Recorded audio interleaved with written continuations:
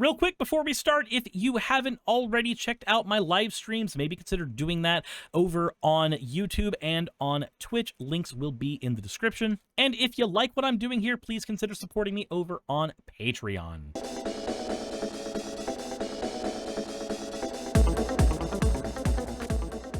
Aetherdrift is out and prices have settled, and like with every other release, let's go ahead and use this opportunity to talk about what cards you should be grabbing for under $1 from Aetherdrift. I'm going to be talking about 75 cards today, and the cost for all of these to get each and every one to add to your collection would be about $20.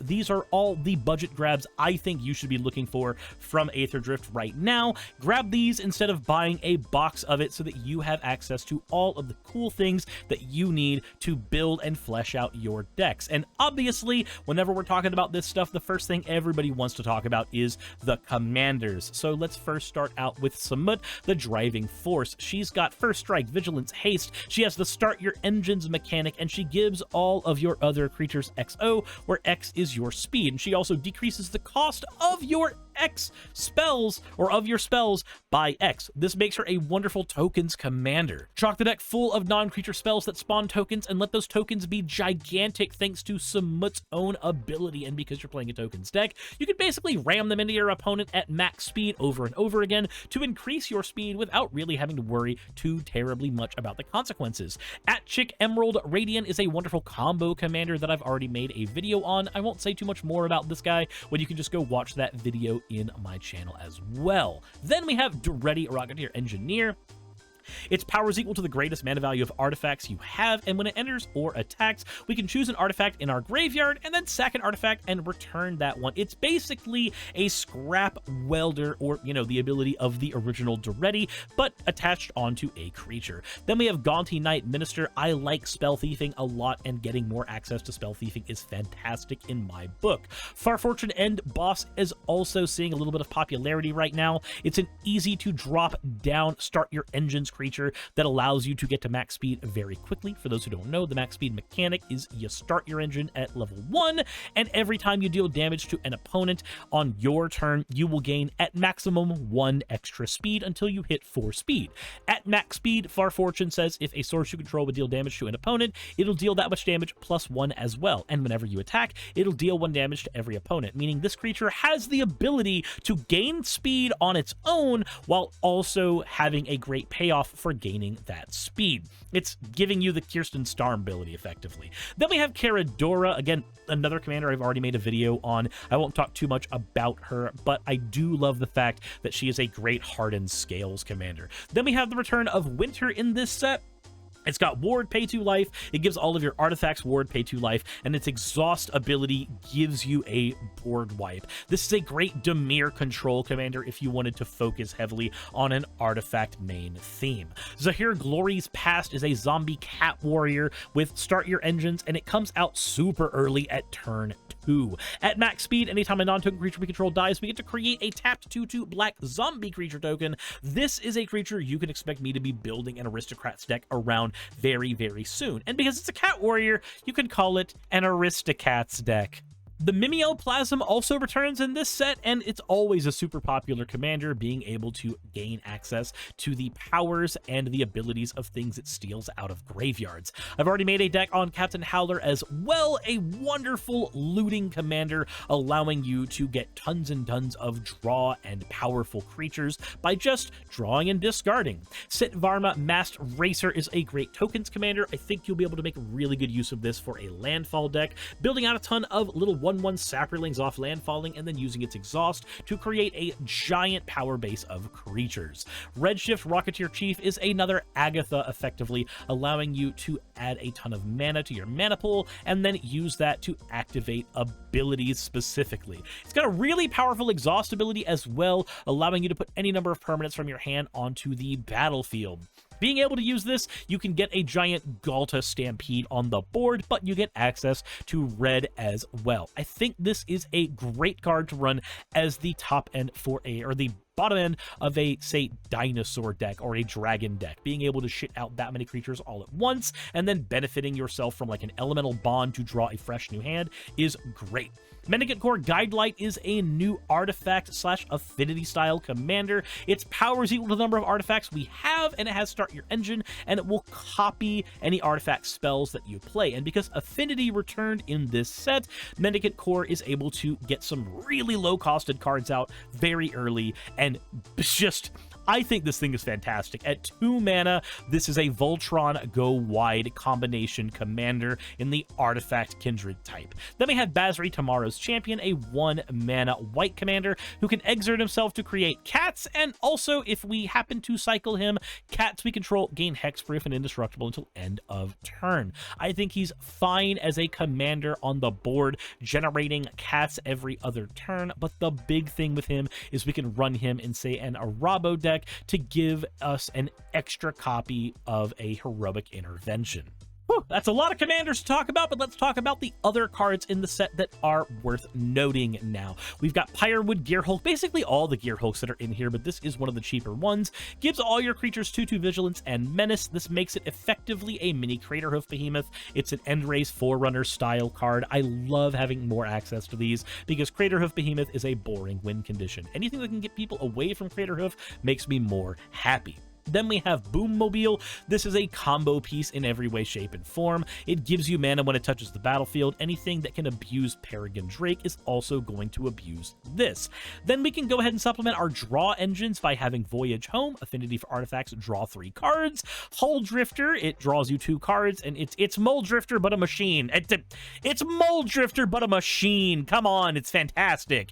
Racer's Scoreboard allows you to draw 2 cards when it touches the board, and then it becomes a ramp spell when you hit max speed. Stock Up is a fantastic new card that I think you really should stock up on. For the cost of a divination, you get a Dig Through Time. This is great. Abishkar Raceway is a very low cost card, as well as it gives everybody access to a mini War Room looting ability, but at the cost of having to do the Start Your Engines mechanic. Then we have Gas Guzzler, which is one of the best versions of Vampiric Rites available, with the cost of having to mess with the Start Your Engines mechanic. Then we have Count on Luck, allowing you to exile the top 3 cards of your, or top card of your library every turn and play that card. It's the cost of a Phyrexian Arena with the effect of a Phyrexian Arena, but red.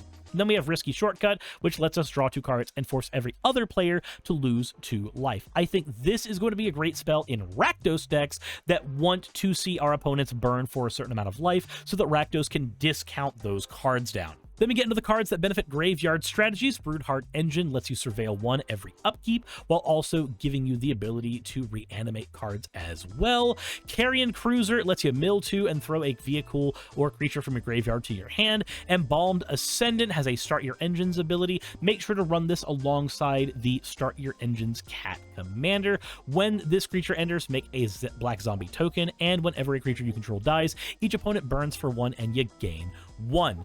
Ooze Patrol says when it enters, mill 2 cards and put a 1/1 counter on it for every card in the graveyard. Tune Up allows you to reanimate any artifact card from your graveyard. Coalstoke Gearhulk is another one of the new Gearhulks, and while it is not under $1, I did want to give it special mention here because it reanimates a creature with mana value 4 or less when you reanimate this. I love being able to use this in, say, a Grixis deck where you reanimate a Coalstoke Gearhulk, reanimating a clone, which will reanimate a clone, which will reanimate a clone, which will reanimate a clone, giving you an instant board, and then ending on, say, a Ravenous Chupacabra, which can blow up a problematic creature after doing all of that.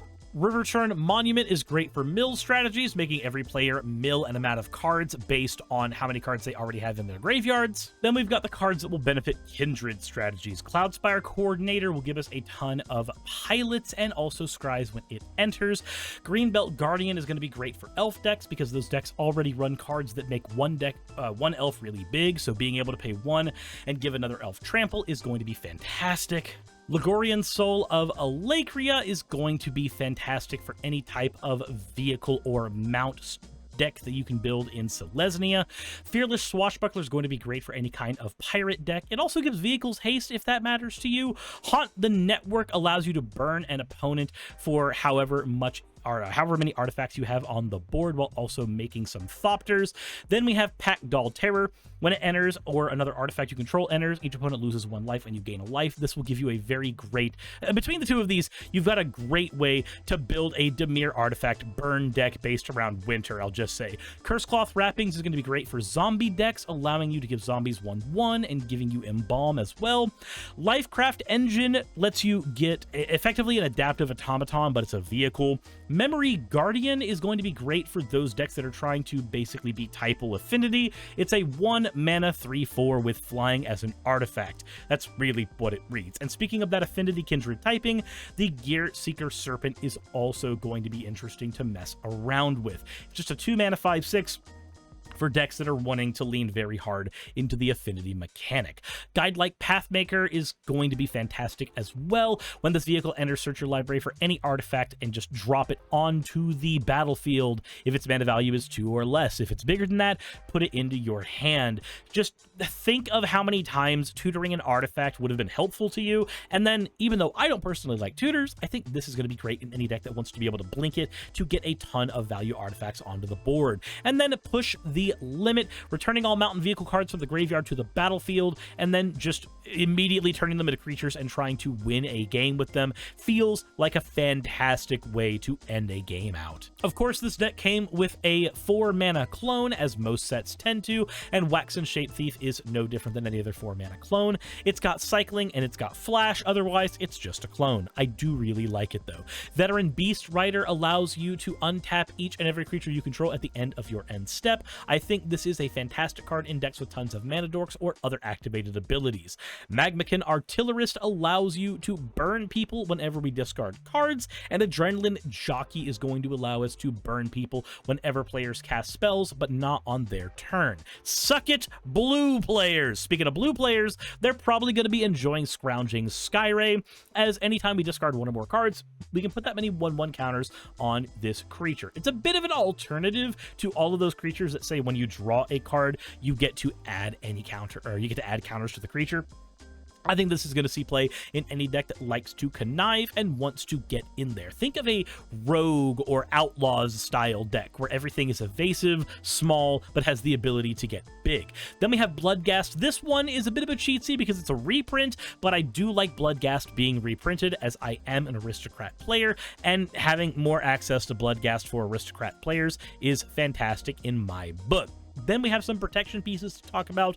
Bulwark Ox can give all of our creatures with counters indestructible and hexproof. Defend the Rider is another one of your Tameo safekeeping style cards we keep getting so many of lately. And Aghanosar Rex can be cycled to give a creature 2/1 counters and indestructible until end of turn. Then we also have some ramp pieces that are going to be great. We have Molt Tender. It can exile cards from graveyards to add mana of any color, and it can be used to mill cards. This is effectively a standard legal Death Ride Shaman. That's what this really is as far as I'm concerned. Then we have the Sky Serpent Seeker. I love the flying Death Touchers. I love Baleful Strix. I love Orin Frostfang. So having another one of those flying Death Touchers that also has an exhaust ability that ramps us is great in my book. This is going directly into my Gaunty deck. Lumbering World Dragon is a Farhaven elf that's also a vehicle. Guidelight Optimizer is a ramp piece for artifact decks. Pit Automaton is a ramp piece for activated ability style decks. Starting Column is a ramp piece that allows us to sacrifice it to draw 2 cards and discard a card, so it's a command sphere that has a bit of a downside. And then we have a Rocketeer Boost Buggy. Whenever this vehicle attacks, we can make a treasure token, which is a fantastic return on our investment for doing so. Speaking of token producers, we've got Thopter Fabricator, which makes Thopters when we draw our second cards, and the Crypt Caller Chariot, which makes zombies when we discard cards in this set. And it wouldn't be a set that wants to have a limited environment without a bunch of oddly costed removal pieces, but that kind of stuff is great for us in Commander. So let's go ahead and talk about these. Bounce Off is an unsummon that also hits vehicles. District Mascot can blow up artifacts on the board by removing counters from it. Collision Course can blow up artifacts or deal damage to a creature. Diversion Unit can sacrifice itself to counter spells. Perilous Snare is a Oblivion Ring effectively while being an artifact. artifact. Broadside Barrage deals 5 damage to a creature or a planeswalker. Then we get to draw a card and discard a card. Sky Crash can blow up an artifact or cycle itself away. Quag Feast lets us choose a creature, planeswalker, or vehicle, then mill 2 cards, and then destroy the chosen permanent if its mana value is less than the number of cards in our graveyard. If you're playing an aristocrat or a graveyard strategy, this should be a very easy card to use as a removal piece. Then we have Spin Out, which can blow up any artifact or any creature or vehicle. It's the usual power creep of murder we get in every set. Explosive Getaway is a great board wipe that can also blink a creature away to save it from the board wipe. Spectacular Pile Up gets rid of the protection vehicles normally have from board wipes while being a board wipe. Thundering Broodwagon is a Golgari Meteor Golem that's very restrictive, but it has cycling, so we can cycle it out of our hand and then reanimate it, which is going to be great. Then we have the Demonic Junker, which has affinity for artifacts, which I'm so happy came back this set, and when this vehicle enters, for every player, destroy up to 1 target creature that player controls. Jesus. Then we have the Sheffet Archfiend, which when it enters, all other creatures get -2 until end of turn. I love Massacre Worm style cards, and this gives me more and more of those Massacre Worm style cards I enjoy so much. And that does it. That is 75 cards from the new set that are all, for the most part, with 1 or 2 exceptions, under $1, and together everything cost us about $20 for everything that I selected to talk about. I think you should pick up pretty much all of these so that you can test them out in your various commander decks. They all have various places they should go to. Prioritize ramp and removal and draw if you are looking to start a collection right now. I think is probably going to be the best bet. But otherwise, I think this is a wonderful, wonderful set of cards to start out with from Aetherdrift if you're not picking up any sealed product where you're likely to get a hold of this stuff anyway. That all said, thank you all for watching this video. I know that these don't come out that often because, well, sets are coming out less often, technically, kind of, sort of, right now. So, hey, thank you for watching this one. I greatly appreciate it. If you haven't already, please consider subscribing to the channel. Please consider supporting me on Patreon. And as always, everybody, insert end of video tagline here. Hey, just wanted to give a quick thank you to all of my wonderful patrons who help keep me afloat and help keep this channel going. YouTube and Twitch are wonderful platforms, but at the end of the day, stability is not one of their strong suits. If you want to support my channel, then obviously Patreon is one of the best ways of doing that. Link is in the description. But I do want to personally thank everybody who has contributed to the channel. Those people would be Red Joker, Purple Poundini, Jemshin, Britzkrieg, Jupe the Malignant, Michael, Ravelern, Mabbity Babbity, Astral Frontier, Autumn and Angel, Nixie Chan, Mark Anthony, Victorian Alchemist, I'm not saying the last part of that, and you know that, Arcton Arclacier, Kiratorian, Dren Hadamata, Jordan M, John L, Lord Bleck, Smiling Game Master, and Fireshard. And everyone else who supports my channel and lets me do what I do full time. This is a dream job of mine that I never believed that I would be able to take full time, and with your help, I've been able to do it. So thank you so very much for that. Thank you for watching the video. I hope you all enjoy, and I hope you all are having a wonderful time. I will see you all in the next one, hopefully.